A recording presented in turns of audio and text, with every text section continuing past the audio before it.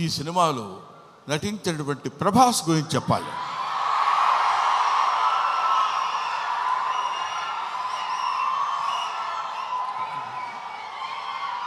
ప్రభాస్ అంటే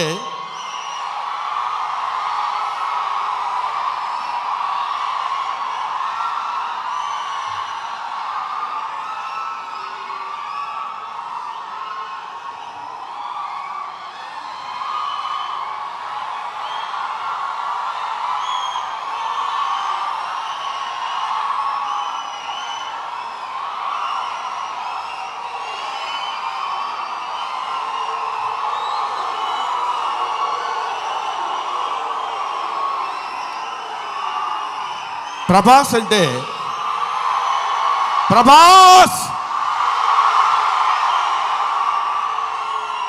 అది ఇంకా ఆపండి. ప్రభాస్ గురించి చెప్పాలి. ఈ సినిమాలో ఆయన ఒక ప్రపంచం గర్వించదగినటువంటి నటుల్లో ఇప్పుడు ఒకడు ప్రభాస్.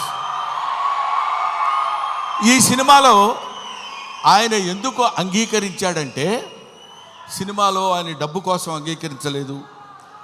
ఏదో ఈ సినిమాలో ఒక అద్భుతమైన క్యారెక్టర్ చేయాలని ఆయన అంగీకరించలేదు. ప్రభాస్ ఒక మానవతా విలువలు కలిగిన మనిషి, ఒక మంచి మనిషి. ఎవరైనా ఏదైనా చేయిజాప అడిగితే కాదనేటువంటి వ్యక్తి కాదు ప్రభాస్. ఎవరైనా అద్భుతమైనటువంటి స్థితిలో ఉండి ఇది నాకు కావాలి అని అడిగినప్పుడు, ముఖ్యంగా ఆ విషయంలో చెప్పాలంటే మోహన్ బాబు గారికి అత్యంత సన్నిహితుడు. మోహన్ బాబు గారు ఎలాంటి వాడంటే, ఓ చిన్న ఆల్కహాల్ లాంటి వాడు, అలవాటైతే వదిలిపెట్టలేం.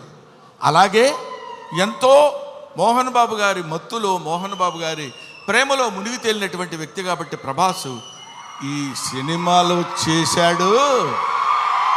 అరే మోహన్ బాబు గారి ఎంట్రీ చూశారు కదా, అతను స్టీఫెన్ కూర్చున్నాడు, మ్యూజిక్ డైరెక్టర్. ఆ మోహన్ బాబు గారి ఎంట్రీ అలా పెడితే ప్రభాస్ శివప్రభాసుడు. అతను శివుడి చేత ప్రకాశవంతంగా పెరిగేవాడు, 6 అడుగుల అందగాడు.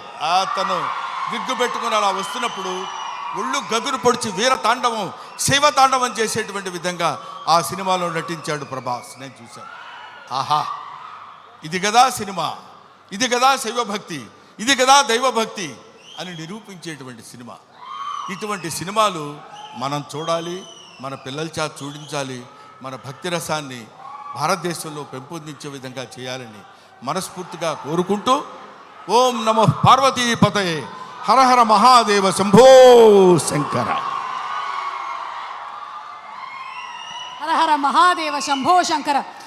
అందరి స్పీచ్లు అయ్యేంత వరకు బ్రహ్మానందం గారు ఇక్కడే ఉండవలసిందిగా రిక్వెస్ట్ చేస్తూ, మేము ఈరోజు ఈ సినిమాకి ఇంత మంచి పేరు వస్తుంది, అందరూ చూడడానికి రెడీగా ఉన్నారు అంటే దాని వెనకాల వర్క్ చేసిన ఎంతోమంది టెక్నీషియన్స్ ఉన్నారు. అందులో ఎడిటర్ యాంథనీ